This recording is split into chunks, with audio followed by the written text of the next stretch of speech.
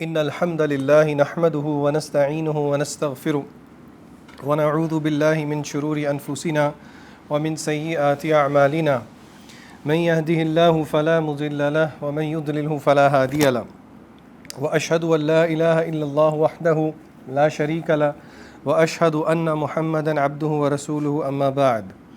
قال الله تبارك وتعالى في القرآن المجيد بعد أن أقول أعوذ بالله من الشيطان الرجيم بسم الله الرحمن الرحيم واتقوا الله ويعلمكم الله رب اشرح لي صدري ويسر لي أمري واحلل عقدة من لساني يفقهوا قولي سبحانك لا علم لنا إلا ما علمتنا إنك أنت العليم الحكيم اللهم إني أعوذ بك أن أشرك بك وأنا أعلم وأستغفرك لما لا أعلم. الحمدللہ ہم نے اپنی سیریز ایک نئی سیریز کا آغاز کیا ہے اور وہ ہے آخری سپارے کی جز اما کی جو ہے وہ ہم تفسیر پڑھیں گے انشاءاللہ. لیکن اس کو پڑھنے سے پہلے جیسے کہ میں نے آپ کو کہا تھا کہ ہم نے خود جب بھی تفسیر پڑھی تو ہمارے اساتذہ نے بہت سٹریس کیا اس بات پہ کہ اس سے پہلے کچھ پری ریکوزٹس ہیں جو کہ آپ جب بھی پڑھیں یا جب بھی پڑھائیں تو وہ ضرور بتائیں کیونکہ ان سے تفسیر کا بہت فائدہ ہوتا ہے. تو ہم نے الحمدللہ کچھ بنیادی چیزیں دیکھی تھیں جن میں سب سے پہلے علم کی جنرلی اہمیت تھی, قرآن مجید کی اہمیت تھی, اور پھر نمبر 2 ہم دیکھ رہے ہیں کچھ صفات ہیں کوئی 14 کے قریب ہم نے گنی تھیں جو کہ ہم نے کہا تھا کہ علماء کہتے ہیں, سلف الصالحین کا کہنا ہے کہ کچھ انر ٹریٹس ہیں, کچھ باطنی شرائط ہیں جو کہ اگر ہمارے اندر ہوں تو ہم بھرپور فائدہ اٹھا سکتے ہیں قرآن مجید سے, قرآن مجید کے فہم سے اس کو زیادہ اچھے طریقے سے سمجھ سکتے ہیں, اس کا جو مقصد ہے وہ زیادہ اچھے طریقے سے ہم اچیو کر سکتے ہیں. تو ہم نے پہلے 2 جو ہیں پری ریکوزٹس جو ہیں باطنی شرائط جو ہیں وہ ڈیٹیل میں دیکھی تھیں. ہاں جی, کون کون سی تھیں؟ نمبر 1 اگر یاد ہو کسی کو, پہلی تھی اخلاص. اخلاص کے بارے میں ہم نے کافی تفصیلی گفتگو کی تھی. اور پھر اس کے بعد ہم نے دوسرا کیا دیکھا تھا؟ سنت کی امپورٹنس, یعنی کہ قرآن مجید کو اس طرح سمجھنا جس طرح صحابہ نے سمجھا. آج انشاءاللہ ہم کوشش کرتے ہیں کہ باقی جو ہیں ہم انشاءاللہ ڈیٹیل میں دیکھیں. جو تیسری شرط ہے قرآن مجید سے بھرپور فائدہ اٹھانے کے لیے, میکسیمم فائدہ اٹھانے کے لیے, وہ ہے تقوی. تقوی یہ قرآن مجید کی ایک ٹرم ہے, ہم نے اکثر سنی ہے. آپ میں سے کوئی بتائے گا تقوی کس کو کہتے ہیں اگر آپ کو پتہ ہو تو, یا آپ نے سنا ہوگا اس کا ترجمہ کیا کرتے ہیں؟ اللہ سے ڈرو, ایسے ہی ہیں. تو کیا ہے تقوی اگر کوئی بتانا چاہے؟ آپ کو کیا لگتا ہے اگر چلیں آپ کو پتہ نہیں؟ ڈر کو کہتے ہیں, ڈر کو تو خشیت بھی کہتے ہیں, خشیہ بھی کہتے ہیں عربی میں. اس کی مختلف ڈیفینیشنز کی ہیں اور پھر انشاءاللہ اینڈ پہ میں آپ کو سمرائز کر کے بتاتا ہوں تاکہ یہ چیز صرف تھیوریٹیکل نہ رہے بلکہ ہم اس سے پریکٹیکلی بھی ریلیٹ کر سکیں. دیکھیں, تقوی کی سادی سی ڈیفینیشن یہ ہے کہ ہر اس کام پہ آپ عمل کریں جو کہ اللہ نے کرنے کو کہا ہے, اور ہر اس چیز سے رک جائیں جس سے اللہ نے رکنے کو کہا ہے. اسی کو تقوی کہتے ہیں. Very simple definition. پھر اسی طرح کچھ علماء نے اس کی ڈیفینیشن اس طرح بھی کی کہ عمل کے اندر تقوی, ویسے تو حدیث میں آتا ہے, اللہ کے نبی صلی اللہ علیہ وسلم نے فرمایا التقوی ہا ہونا. آپ نے اپنے دل کی طرف اشارہ کیا اور کہا کہ تقوی یہاں ہوتا ہے, دل کے اندر ہوتا ہے, جس کا مظہر, جس کی مینیفیسٹیشن ایکشنز کے اندر بھی ہوتی ہے, اعمال کے اندر بھی ہوتی ہے. تو علماء کہتے ہیں کہ اعمال کے اندر تقوی کیسے آتا ہے, اس کی 2 شرائط ہوتی ہیں, یعنی کہ 2 چیزیں اگر ہم کریں گے تو ہمارے عمل میں بھی تقوی آئے گا. اس میں سے نمبر 1 یہ ہے جو کہ ہم نے پہلے بھی شرط پڑھی کہ عمل خالصتاً اللہ تعالیٰ کی ذات کے لیے کریں, اور نمبر 2 اللہ کی بھرپور محبت اور شدید محبت میں اگر آپ وہ عمل کریں تو اسی کو تقوی کہتے ہیں. پھر اس کے علاوہ ایک بہت اچھی ایک ایگزامپل سے حضرت عمر نے ایک دفعہ ایک اور صحابی سے, ابی بن کعب سے رضی اللہ تعالیٰ عنہ سے, تقوی کے بارے میں پوچھا تو انہوں نے ایک ایگزامپل دی جو کہ بہت ایک اچھی ایگزامپل ہے تقوی کو سمجھنے کے لیے. اس ایگزامپل کو دینے سے پہلے میں آپ کو ایک دعا بھی بتاتا ہوں. وہ آپ دعا پڑھتے ہیں ربنا آتنا فی الدنیا حسنہ وفی الآخرۃ حسنہ وقنا عذاب النار. یہ جو وقنا عذاب النار میں جو وقنا ہے یہ بیسکلی اس کا مادہ تقوی کے مادے سے ہی ہے. یعنی کہ آپ کو پتہ ہے عربی زبان کے اندر ایک ایک آپ سمجھیں کہ ایک اسٹینڈرڈ روٹ ورڈ ہوتا ہے، اس سے مختلف ورڈ نکلتے ہیں، اس سے آپ ترجمہ کیا کرتے ہیں، اور ہمیں بچا آگ سے، یعنی کہ بچنے کا جو میننگ ہے وہ تقوی کے اندر ہے۔ حضرت عمر رضی اللہ تعالیٰ عنہ نے ابی بن کعب رضی اللہ تعالیٰ عنہ سے تقوی کے بارے میں پوچھا تو انہوں نے ارشاد فرمایا۔ اچھا یہاں پہ ایک بڑی مزے کی بات آپ نوٹ کریں، صحابہ ججمنٹل نہیں ہوتے تھے۔ ہم میں سے میں آپ سے یا چلیں آپ میں سے کوئی ایک دوسرے سے کوئی پوچھنا شروع کر دیں گے نا، ہم کہیں گے یہ میرا امتحان لے رہا ہے، یہ مجھے جج کر رہا ہے کہ مجھے کم آتا ہے زیادہ آتا ہے، حالانکہ ایسی بات نہیں ہے۔ آپس میں سیکھنے سکھانے سے کوئی کم بڑا نہیں ہو جاتا، یہ بات ذہن میں رکھیں۔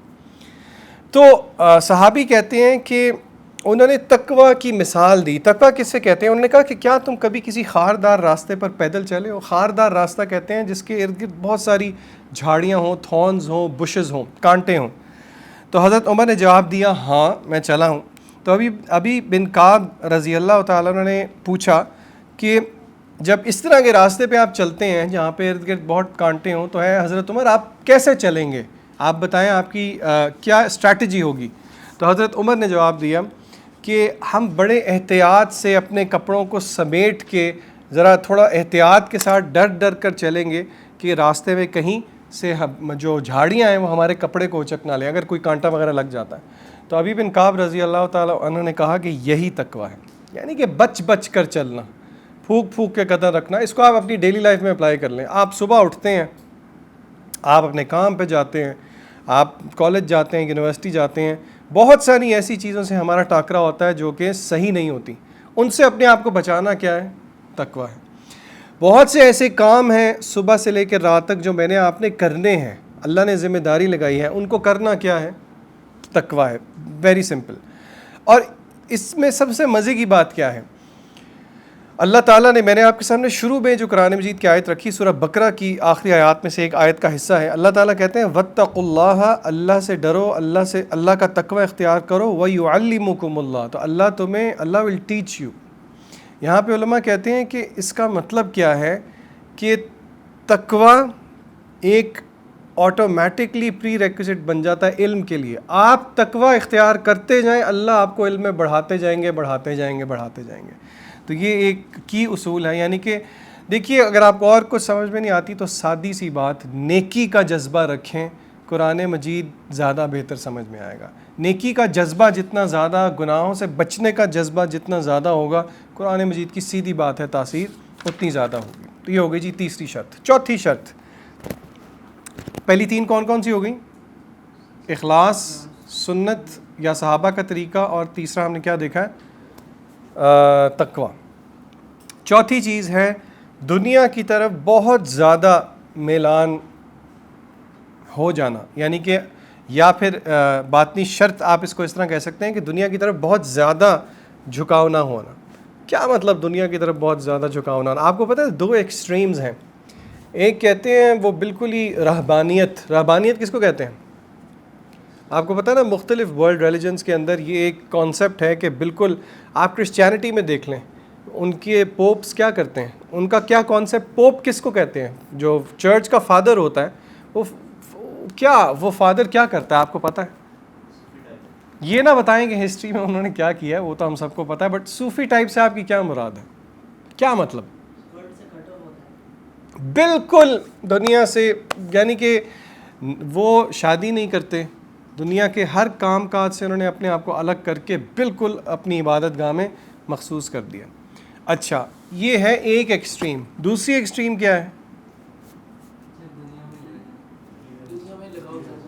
دنیا میں لگاؤ زیادہ ہو جانا۔ اچھا اگزامپل دینا کوئی، مطلب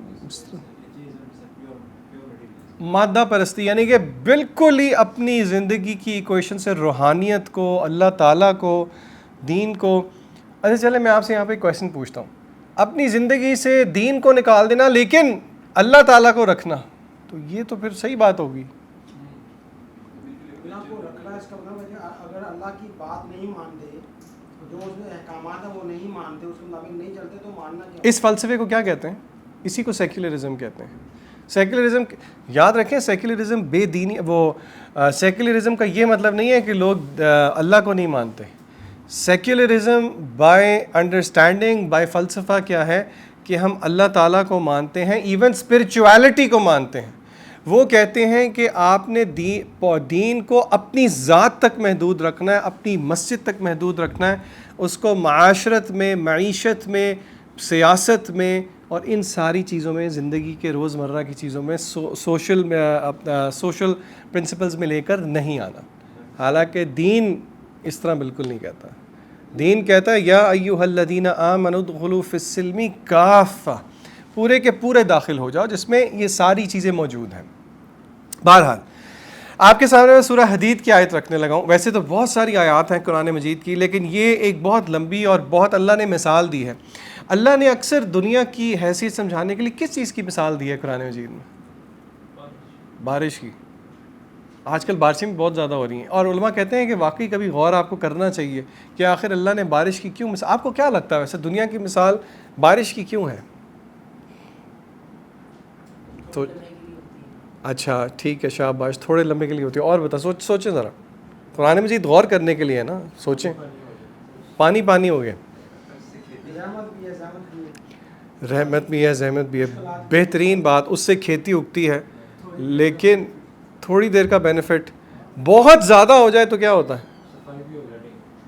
اچھا یہ ویسے کتنی عجیب بات ہے، فلڈنگ بھی ہو جاتی ہے، لیکن آپ نوٹ کریں کہ فلڈنگ کے ساتھ کبھی کبھی صفائی بھی ہو جائے. وہ صفائی کی صفائی کی بات کر رہے ہیں.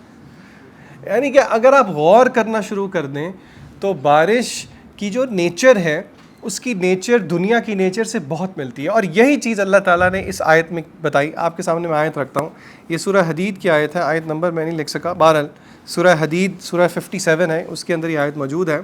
اللہ فرماتے ہیں اعلموا، جان لو، نو، انڈرسٹینڈ، انما الحیات الدنیا، کہ بے شک دنیا کی زندگی کیا ہے. نمبر 1 لعب، نمبر 2 ولہو، نمبر 3 وزینۃ، نمبر 4 وتفاخر بینکم، نمبر 5 وتکاثر فی الاموال والاولاد. اللہ تعالیٰ نے 5 فیزز گنوائے ہیں دنیا کی زندگی کے. ٹھیک ہے، ان کو باری باری کر کے دیکھتے ہیں کہ ان سے کیا مراد ہے. لعب جو ہے عربی زبان میں اس کا ترجمہ کرتے ہیں کھیل کو. کہتے ہیں نا یہ کیا کھیل تماشا. اردو میں بھی غالباً لعب کو استعمال کرتے ہیں، میرے خیال سے سلینگ اردو میں بھی یہ ورڈ ہے. اچھا لہو کہتے ہیں نا کیا لغو اور لہو گفتگو کر رہے ہو، اس کو کہتے ہیں تماشے کو. لہو کا ترجمہ کیا گیا ہے، تماشے کو کیا گیا ہے. مجاہد رحمہ اللہ نے اور قتادہ رحمہ اللہ نے لعب و لہو کی تفسیر کی ہے. مجاہد کہتے ہیں اس سے مراد ہر قسم کا کھیل تماشا ہے، اور قتادہ رحمہ اللہ کہتے ہیں کہ اس سے مراد کھانا پینا ہے جنرلی. اچھا اللہ کہتے ہیں جان لو انما الحیات الدنیا لعب و لہو، دنیا لعب ہے، کھانا پینا ہے، کھیل تماشا ہے. وزینۃ، اور پھر کیا ہے؟ زینت ہے، اور پھر فخر ہے تمہارے درمیان. زینت ہے، فخر ہے تمہارے درمیان، اور پھر کثرت ہے. وتکاثر، کس چیز کی کثرت ہے؟ فی الاموال، مال کی، والاولاد، اور اولاد کی. اگر آپ نوٹ کریں تو یہ 2 چیزیں قرآن مجید اکثر بتاتا ہے، symbol of materialism, in a good way بھی، ان اے بیڈ وے بھی. یاد رکھیں مال اللہ کی بہت بڑی نعمت ہے. اللہ تعالیٰ نے بیٹے جو ہیں، اولاد جو ہے جنرلی اس کو ایک بہت بڑی نعمت قرار دی ہے. مثلا سورہ نوح کے اندر اللہ تعالیٰ نے پھل بتایا، بہت زیادہ استغفار کریں گے تو کیا ملے گا؟ فَقُلْتُ اسْتَغْفِرُوا رَبَّكُمْ رَبَّهُمْ إِنَّهُ كَانَ غَفَّارًا يُرْسِلِ السَّمَاءَ عَلَيْكُمْ مِدْرَارًا وَيُمْدِدْكُمْ بِأَمْوَالٍ وَبَنِينَ. اللہ کہتے ہیں بہت زیادہ استغفار کرو، میں بارشیں بھی دوں گا، مال بھی دوں گا، بیٹے بھی دوں گا. یعنی کہ پتہ یہ لگا کہ یہ ایک سمبل آف، آپ سمجھیں اللہ تعالیٰ کی نعمتیں ہیں جو کہ اچھے طریقے سے یوز کی جائیں تو بہت اچھی بات ہے. اچھا اب آپ نوٹ کریں کہ یہ جو 5 فیزز میں نے آپ کو گنوائے ہیں، انسانی زندگی اگر آپ دیکھیں، اگر آپ کسی بھی ایک ہیومن بینگ کے فیزز دیکھیں تو وہ کون کون سے ہوتے ہیں؟ سب سے پہلے بچپنا. ٹھیک ہے، بچپنے کے بعد کیا آتا ہے جی؟ لڑکپن، جس کو ہم عام طور پہ کیا کہتے ہیں؟ ٹین ایج کہتے ہیں. اچھا پھر اس کے بعد نوجوان، پھر جوان. اتنی کیٹیگرائزیشن نہ کریں، یعنی کہ بچپنا سب سے پہلے، پھر بچہ تھوڑا سا ذرا بچپنے کا مطلب بالکل جو بچہ. چھوٹے بچے کیا کرتے ہیں مجھے بتائیں، ان کی زندگی میں صرف کیا کام ہے؟ کھیل کود. اچھا پھر جب تھوڑے ٹین ایج ہو جاتے ہیں تو پھر شیشے کے سامنے ذرا ٹائم زیادہ گزرتا ہے. آپ سب پہ یہ شاید فیز گزرا ہوگا کہ جب تک مانگ صحیح طرح سیٹ نہیں ہو رہی وہ الجھن رہتی ہے دل میں, فطری بات ہے, ٹھیک ہے. وزینہ, اچھا پھر آپس میں فخر, ایک ایج آتی ہے جب آپ جاب کرنا شروع کرتے ہیں, آپ پروفیشنل لائف میں جاتے ہیں, ہر ایک کا پھر جو فوکل پوائنٹ ہے وہ زینت پہ رہتا ہوگا شاید, لیکن پھر تھوڑا سا وہ شفٹ ہوتا ہے کس کی طرف, ایک فائنینشیل سٹیٹس کی طرف. شادی کے بعد انسان کی کیا خواہش ہوتی ہے, اولاد کی خواہش ہوتی ہے. تو اگر آپ نوٹ کریں اللہ تعالیٰ نے یہ جو سیکوینس بتایا نا یہ انسانی زندگی کی سٹوری ہے. آگے پھر اللہ بتاتے ہیں کمثل غیث, اس سب کی مثال کس کی مثال ہے, کمثل غیث. غیث جو ہے ایسی بارش کو کہتے ہیں جو کہ جب لوگ مایوس ہو جائیں اور بارش نہ ہو رہی ہو, بڑے عرصے سے بارش رک گئی ہے اور پھر لوگوں کی مایوسی کے بعد بارش نازل ہوتی ہے, اس بارش کو کہتے ہیں غیث. جیسے کہ قرآن مجید میں سورہ شورا کے اندر آیت نمبر 28 کے اندر اللہ کہتے ہیں هو الذی ينزل الغیث من بعد ما قنطوا, وہی ہے اللہ تعالیٰ جس نے نازل کی بارش اس کے بعد کہ لوگ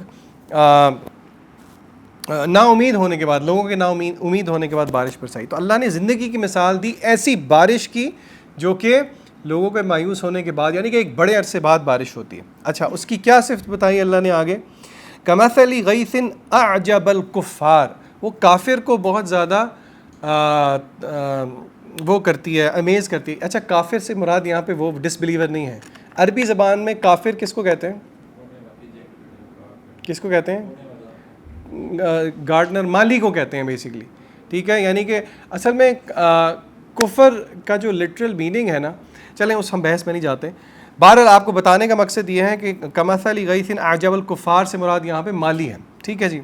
اچھا جی, جب بارش ہوتی ہے تو ایک زراعت وغیرہ کو دیکھتا ہے جو مالی ہوتے ہیں, آپ کے خیال سے ان کے لیے بارش گڈ نیوز ہے بیڈ نیوز ہے؟ آج کل بس فلڈ زیادہ ہو رہا ہے تو اس لیے شروع میں جب مایوس ہونے کے بعد بارش ہوتی ہے تو کیا ہے, good news, very good news ہے, خالی گڈ نیوز نہیں ہے. اللہ تعالیٰ فرماتے ہیں کہ اعجب الکفار نباتہ, یعنی کہ وہ کافر کو یعنی کہ مالی کو, کاشتکار کو بہت زیادہ وہ کرتی ہے. اس بارش کی طرح ہے جس سے اگنے والی کھیتی نے کاشتکاروں کو خوش کر دیا بہت زیادہ. ثم یہیج فتراہ مصفرا, اللہ کہتے ہیں پھر کیا ہوتی ہے کہ وہ کھیتی جو ہے وہ ایک ٹائم آتا ہے کہ وہ لش گرین کے بعد اگلا فیز کون سا ہوتا ہے, کھیتی لش گرین ہو گئی, گرین ہی رہے گی, وہ کس میں چینج ہوتی ہے, کس کلر میں چینج ہوتی ہے, گولڈنش یلوش, ٹھیک ہے جی. پھر وہ سوکھ جاتی ہے اور اللہ کہتے ہیں ثم یہیج فتراہ مصفرا ثم یکون حطاما, اور پھر تم دیکھتے ہو کہ وہ پیلی ہو جاتی ہے اور پھر چورا بن جاتی ہے. ایسے ہی ہے نا, لش گرین ہوئی, پھر یلو ہوئی, پھر چورا بن گئی. اللہ تعالیٰ کہتے ہیں, اور پھر آگے اللہ تعالیٰ کہتے ہیں وَفِي الْآخِرَةِ عَذَابٌ شَدِيدٌ وَمَغْفِرَةٌ مِّنَ اللَّهِ, اور پھر آخرت کے اندر کیا ہے, یا تو اللہ تعالیٰ کا بہت شدید عذاب ہے یا اللہ کی مغفرت ہے.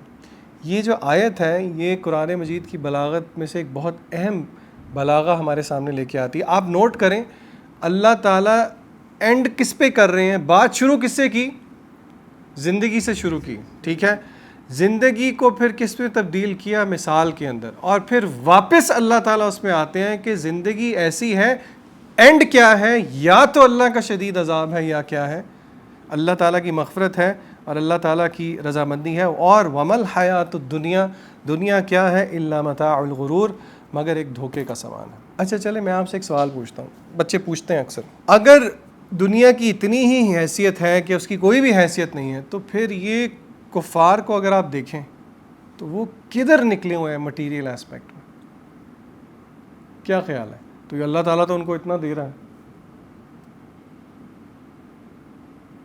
دنیا اللہ تعالیٰ کے ساتھ تعلق اچھا ہونے کی کوئی کنڈیشن ہے, مجھے بتائیں. نہیں ہے. اسی لیے نبی کریم صلی اللہ علیہ وسلم نے فرمایا اگر اللہ کے نزدیک دنیا کی مچھر کے پر کے برابر بھی قدر ہوتی تو وہ کافر کو ایک گھونٹ بھی پانی نہ دیتا. لیکن یہ اللہ تعالیٰ کا حلم ہے کہ اللہ تعالیٰ کی ربوبیت کا مظہر ہے کہ اللہ تعالیٰ ماننے والے کو بھی دیتا ہے اور اپنے انکار کرنے والے کو بھی دیتا ہے. پھر اسی طرح نبی کریم صلی اللہ علیہ وسلم نے دنیا کو کہا مومن کے لیے الدنیا سجن المؤمن، سجن کہتے ہیں عربی میں جیل کو، کہ مومن کے لیے دنیا جیل ہے، وجنت الکافر، اور کافر کے لیے جنت ہے۔ پھر اسی طرح اللہ کے نبی صلی اللہ علیہ وسلم نے ایک اور جگہ اللہ کی قسم کھا کے کہا کہ دنیا آخرت کے مقابلے میں اس طرح ہے جس طرح تم میں سے کوئی ایک آدمی اپنی انگلی کو ایسے ڈپ کرے، کس میں؟ پانی کے گلاس میں، ٹب میں نہیں، سمندر کے اندر، اور پھر اس کو باہر نکال لے تو دیکھ لے کہ انگلی کے ساتھ کتنا بچا رہ گیا اور سمندر میں کتنا بچا رہ گیا، ریشو کر لیں۔ یہ ہے دنیا کی حیثیت، اور دوسری سائڈ پہ کیا ہے؟ دو ہی چیزیں ہیں نا، دنیا اور آخرت ہے۔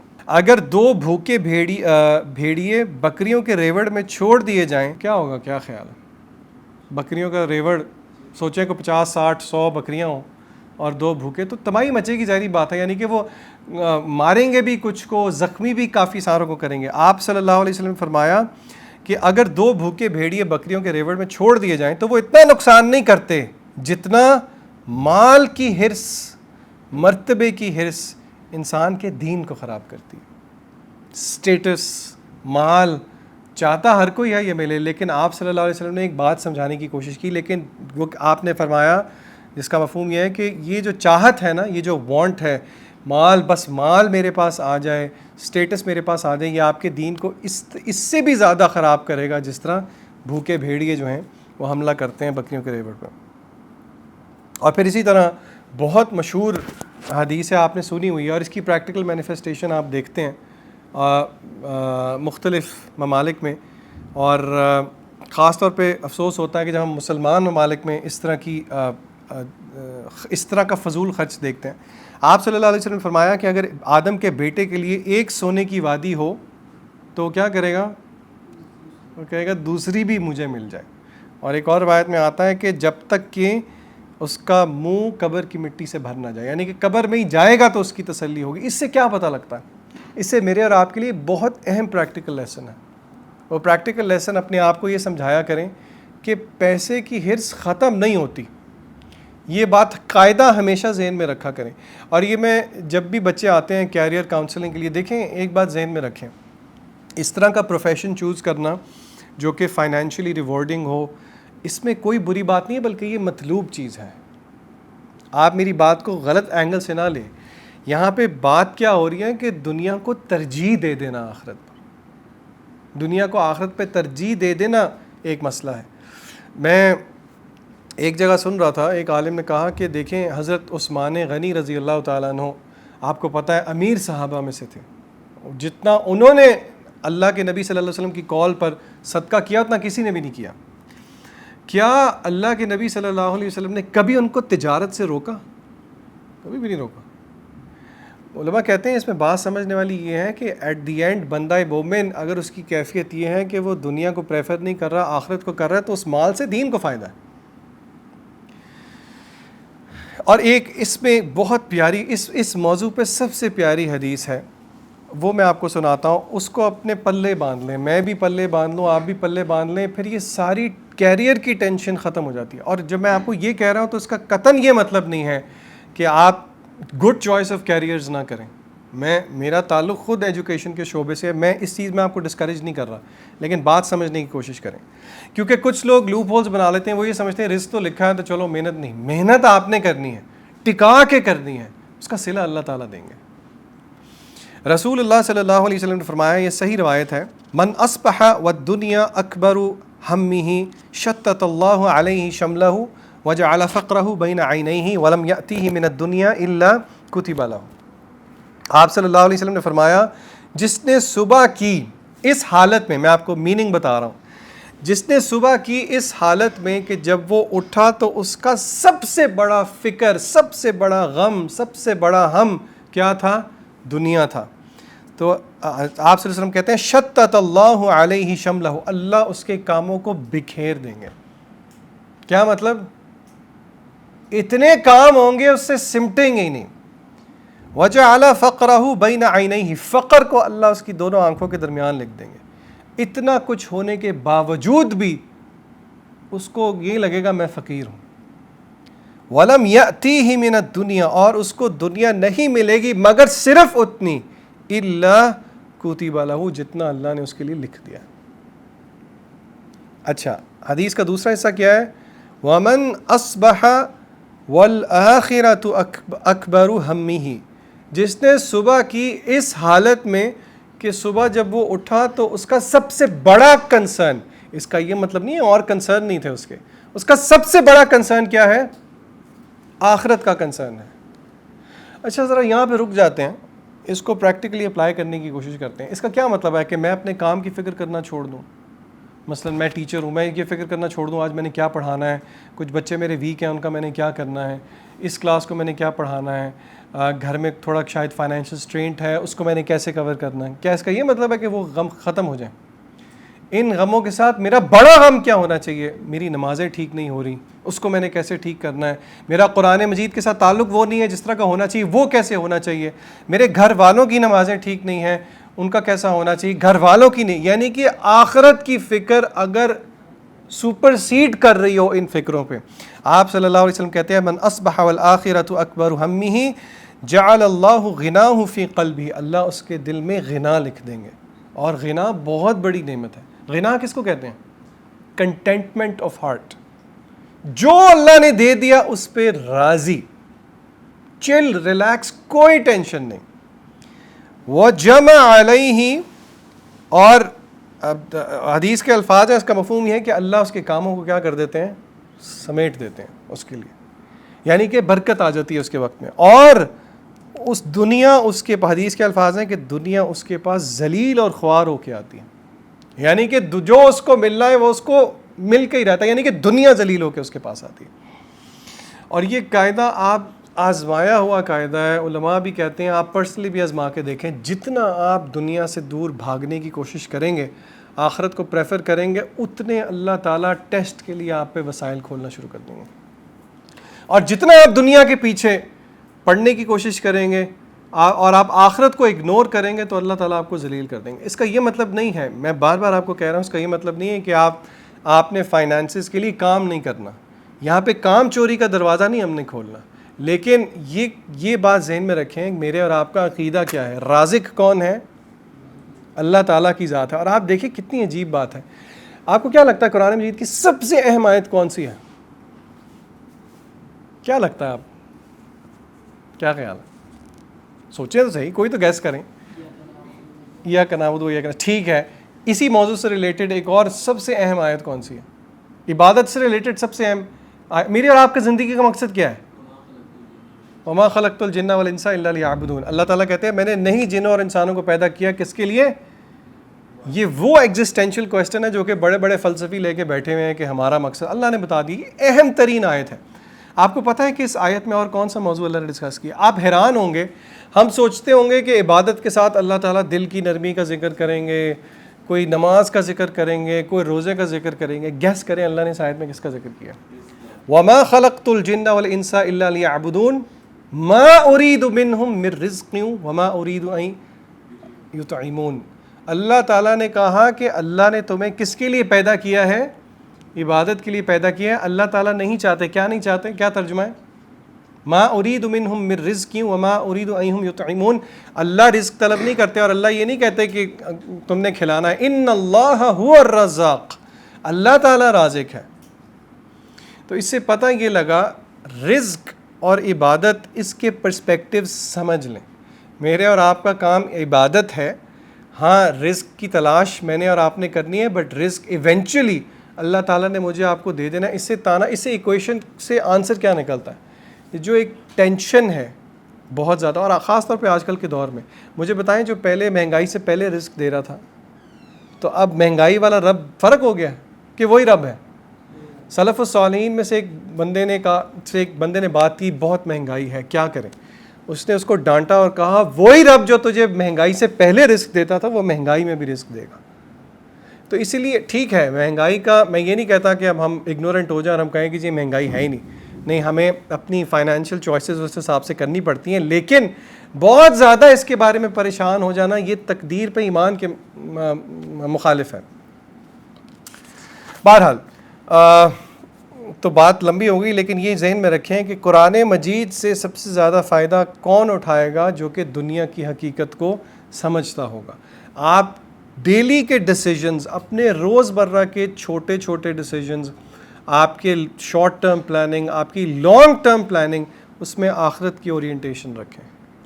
اور اس کا یہ مطلب نہیں ہے کہ دیکھیں میں کیا بات کر رہا ہوں. مثلاً فار ایگزامپل آپ پڑھ رہے ہیں، یونیورسٹی کے اندر ہیں، آپ ایک پرٹیکولر آپ نے کوئی سبجیکٹ چوز کیا ہوا ہے، کوئی کمبینیشن آپ کی ایک فیلڈ ہے. آپ اپنے آپ سے پوچھیں کہ کس طرح یہ فیلڈ آپ کو آخرت میں فائدہ دے گی. ایسا ہو ہی نہیں سکتا کہ کوئی فیلڈ آپ کو آخرت میں فائدہ نہ دے. مثلاً ہر فیلڈ سے کیا آپ حلال نہیں کما سکتے؟ حلال لقمہ کھا کے اور کھلا کے، حلال کھانے والا، حلال کھلانے والا اس سے بڑا متقی اور زاہد کوئی نہیں ہے. ایک عالم سے کسی نے کہا کہ آپ نا تقوی پہ کتاب لکھیں، اور وہ عالم، ان کی اسپیشلائزیشن پتہ کیا تھی؟ ان کی اسپیشلائزیشن تھی یہ کتاب البیوع، یہ بزنس ٹرانزیکشنز. انہوں نے کہا یہ میں نے تقوی کی کتاب لکھی ہے. تو وہ عالم نے کہا یہ آپ کیسی بات کر رہے ہیں؟ انہوں نے کہا کہ میں نے کتاب البیوع لکھی ہے کہ ٹرانزیکشنز اس طرح کرنی ہے، یہ حلال ہیں اور یہ والی حرام ہے، اس طرح نہیں کرنی. تو جس نے یہ کیا وہی تو متقی ہے. ہم نے تقویٰ کو اور ہم نے ان چیزوں کو نا بہت ایبسٹریکٹ بنا لیا. بھائی یہ چیزیں بہت ریلیٹیبل ہیں، اس لیے یہ بات ذہن میں رکھیں کہ آپ کی ہر چیز بار بار سوچیں کہ یہ آخرہ اورینٹڈ کس طرح بن سکتی ہے. اگلا کتنی صفات ہو گئی جی؟ گنے ذرا. پہلی، سب سے پہلی اخلاص، دوسرا سنت کی اہمیت، تیسرا تقویٰ، چوتھا دنیا سے بے رغبتی. اچھا جی، پھر اس کے بعد نمبر 5 طہارت قلب، دل کا صاف ہونا. کیا مطلب دل کا صاف ہونا؟ کوئی کلوٹ نہ ہو، کوئی سیچوریٹڈ فیٹی ایسڈز نہ ہو، یہ والا دل کا صاف ہونا. آج کل یہ پیمانہ لگا دیں تو پھر تو ماشاءاللہ کسی کا بھی دل صاف نہیں، جس حساب سے جو چیزیں ہم کھاتے پیتے ہیں. کیا خیال ہے؟ نہیں، طہارت قلب سے مراد کیا ہے؟ کون سی صفائی؟ اللہ کے نبی صلی اللہ علیہ وسلم کی ایک بہت لمبی حدیث ہے. آپ نے فرمایا کہ بے شک ان فی الجسدی لمضغہ، جسم کے اندر ایک لوتھڑا ہے. اور لمبی حدیث ہے، اس کا مفہوم یہ ہے کہ اگر وہ درست ہو تو جسم کے تمام اعضاء درست ہو جائیں گے، اگر وہی خراب ہو تو باقی ساری چیزیں بگڑ جائیں گی. الا وہی القلب، وہ کیا ہے؟ دل ہے. او کما قال نبی صلی اللہ علیہ وسلم. اچھا، یہ دل کا صاف ہونا کیوں ضروری ہے؟ کیا مطلب؟ ہم قرآن پڑھنے لگے ہیں، اس سے پہلے ہم گناہ کر رہے ہیں. قرآن یہ کوئی بھی ہسٹری کی کتاب اٹھا لیں، مثلا اس کا ایک پیج میں نے پڑھا، ون فائن ڈے، اور میں نے بند کر دیا. مجھے کچھ سمجھ میں آئی، اس پہ شاید میں نے کچھ پریکٹیکلی عمل بھی کر لیا. دوسرے دن اللہ نہ کرے میرے سے کوئی گناہ ہو گیا بہت بڑا، اور آ کے میں نے پھر کوئی ہسٹری کی کتاب اٹھائی، پڑھ لی، مجھے فائدہ ہو گیا. ایکڈیمک کتابوں کا نو پرابلم، قرآن مجید کے ساتھ بگ پرابلم. کیوں؟ کیونکہ قرآن مجید کیا ہے؟ کیا ہے؟ اللہ تعالیٰ کا کلام ہے. ٹھیک ہے، اللہ تعالیٰ کا نور ہے. اور علماء کہتے ہیں کہ العلم نور ہے، اور نور کی جگہ دل ہے، اور یہ نور اس دل میں نہیں ٹھہرتا جس دل میں معصیت ہو، اللہ تعالیٰ یعنی کہ گناہوں کا معاملہ ہو. ہم کس کی قسمیں کھا سکتے ہیں؟ میری امی کی، ابو کی، بہن کی، بھائی کی، چاچی کی، پھوپھی کی، تائی کی کھا سکتا ہوں میں؟ صرف اللہ کی قسم کھا سکتا ہوں. اچھا، اگر میں جنرلی ایک سینٹینس، آپ کا کیا نام ہے؟ آپ کا عبد الرحیم. اگر میں عبد الرحیم آپ کو کہوں اللہ کی قسم آپ کی شرٹ کا کلر بہت اچھا، آپ اس کو کمپلیمنٹ لیں گے؟ آپ کہیں گے میں نے قسم بھی کھا لی. اچھا، میں کہوں اللہ کی قسم آپ کی شرٹ کا کلر بہت اچھا ہے، ویسے آپ کی شرٹ اسٹینڈ آؤٹ کر رہی ہے باقی ساروں میں سے، تو آپ کہیں گے اچھا چلیں 2 دفعہ قسم کھا دی، اچھی بات ہے. اگر میں بولوں نا اللہ کی قسم آپ کی شرٹ بہت اچھی ہے، تو شاید آپ تھوڑی دیر کے لیے رک جائیں گے، پھر آپ کہیں گے نہیں شاید 3 دفعہ بول دیا. لیکن اگر میں 4 دفعہ بولنا شروع کر دوں نا اس کو، اللہ کی قسم، تو آپ کہیں گے یار یہ کچھ زیادہ ہی ہو گیا. ایسے ہی ہے نا، سمجھنے والی بات ہے. اللہ تعالیٰ کا معاملہ ایسا نہیں ہے. آپ کو پتہ ہے نا اللہ تعالیٰ نے مختلف جگہوں پہ قرآن مجید میں قسمیں کھائی ہیں. کس چیز کی قسمیں کھائی ہیں؟ والعصر، اور بتائیں، والتین والزیتون والشمس، اور والفجر والقمر، اور بے شمار قسمیں. قسم کیوں کھاتے ہیں اللہ تعالیٰ؟ کوئی قسم، اچھا کوئی اور قسم کیوں کھاتا ہے؟ بائی دا وے، بات میں وزن ڈالنے کے لیے. اللہ تعالیٰ کو وزن ڈالنے کی ضرورت ہے؟ اللہ محتاج ہے؟ قرآن مجید خود قول ثقیل ہے. ان ناشئۃ اللیل ہی اشد، سورہ مزمل میں آتا ہے کہ بے شک وہ آپ کے اوپر قول ثقیل نازل کریں. بڑا بھاری کلام ہے, اللہ تعالیٰ کی صفت ہے, اللہ کا کلام ہے. تو اللہ کی بات ویسے ہی بھاری ہے کیونکہ اللہ کی بات ہے. پھر اللہ تعالیٰ قسم کھائیں, بھار میں وزن میں انکریز ہوتا ہے کہ نہیں ہوتا, وزن بڑھتا ہے کہ نہیں بڑھتا. اچھا پھر اللہ تعالیٰ اگر 2 قسمیں کھا لیں, پھر اللہ تعالیٰ اگر 3 قسمیں کھا لیں, قسموں, اچھا یہ قسم کیوں کھائی جاتی ہے؟ میں نے ایک دفعہ پہلے بھی آپ کو بتایا. مثلا فار ایگزامپل اگر میں بولتا ہوں اللہ کی قسم اور پھر میں چپ کر جاتا ہوں, یہ میرا جملہ کمپلیٹ ہے. آپ کیا ایکسپیکٹ کریں گے کہ میں قسم کھانے کے بعد وہ چیز بھی بتاؤں جس کو لینگویج میں جواب القسم کہا جاتا ہے. اللہ کی قسم آج موسم بہت اچھا, فار ایگزامپل, ٹھیک ہے. تو اللہ تعالیٰ جب قسمیں کھاتے ہیں تو قسم کھانے کا مقصد کیا ہے؟ جو اگلی بات ہے جس میں وزن ڈالنا ہے, جس کو جواب القسم کہتے ہیں, وہ اصل بات وہ ہے. طہارت قلب کے موضوع پہ سب سے زیادہ قسمیں کھائی ہیں اللہ تعالیٰ نے قرآن مجید کے اندر. کوئی لگ بھگ 7 یا 8 قسمیں کھائی ہیں اللہ تعالیٰ نے. کون سی صورت ہے, کون بتائے گا؟ سورہ شمس. کامیاب ہو گیا وہ شخص جس سے اپنی پاکی کر لی, تزکیہ کر لیا, طہارت قلب کر لیا. اس بات کو کہنے کے لیے رب العزت نے کو 7-8 قسمیں کھا لی. اور یہ قرآن مجید کا وہ واحد مقام ہے جہاں پہ نمبر آف قسمیں اس سے زیادہ کہیں اور ایکسیڈ نہیں کرتی. اس سے کیا پتہ لگا کہ قرآن مجید کے اہم ترین موضوعات میں سے سب سے اہم موضوع کیا ہے؟ دل کا صاف ہونا.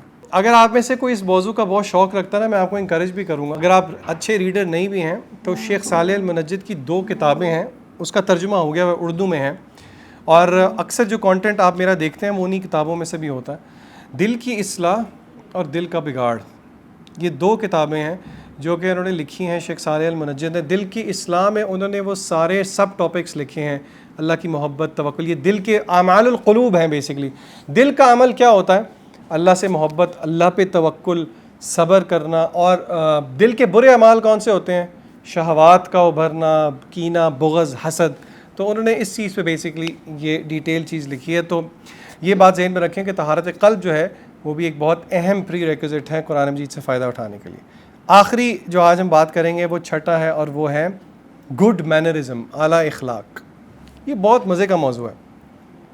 کیا آپ لوگوں نے اس طرح کی بات سنی ہے لوگوں کو کہتے ہوئے کہ جی وہ نماز تو نہیں پڑھتا تھا لیکن وہ بندہ بہت اچھا تھا, اخلاق اس کا بہت اچھا تھا؟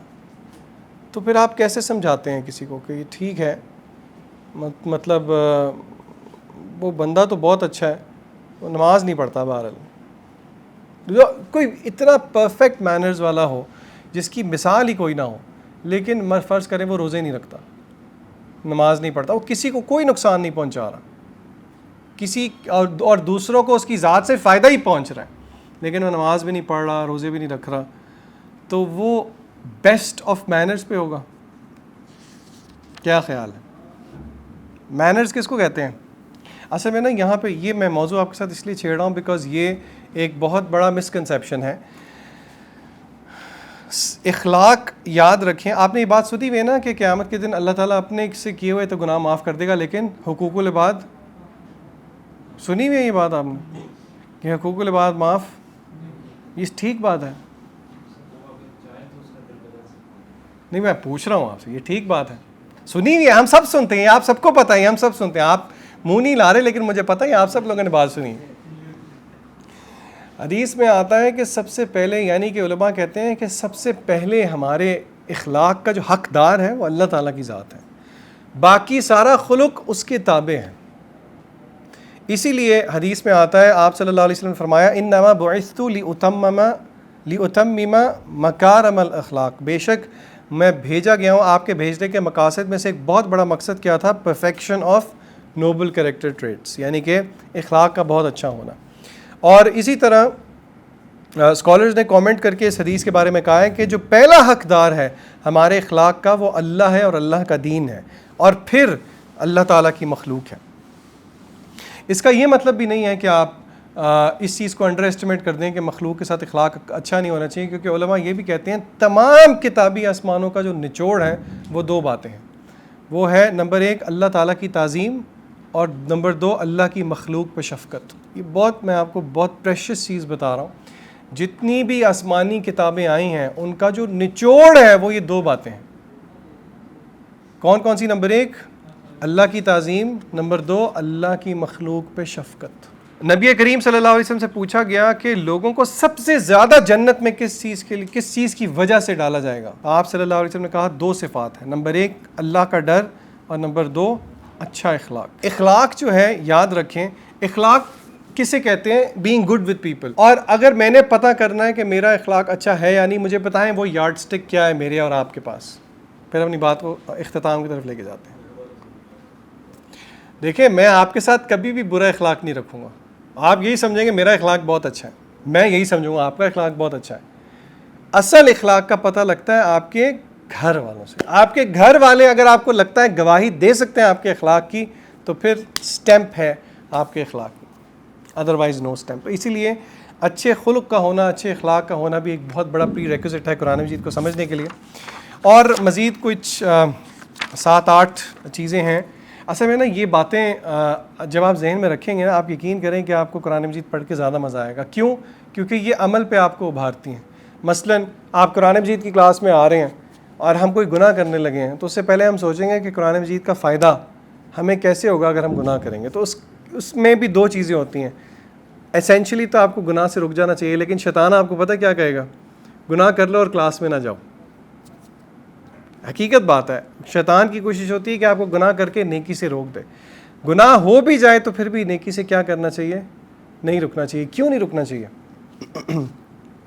ان الحسنات، بے شک نیکیاں، یذہبن السیئات، برائیوں کو مٹاتی ہیں۔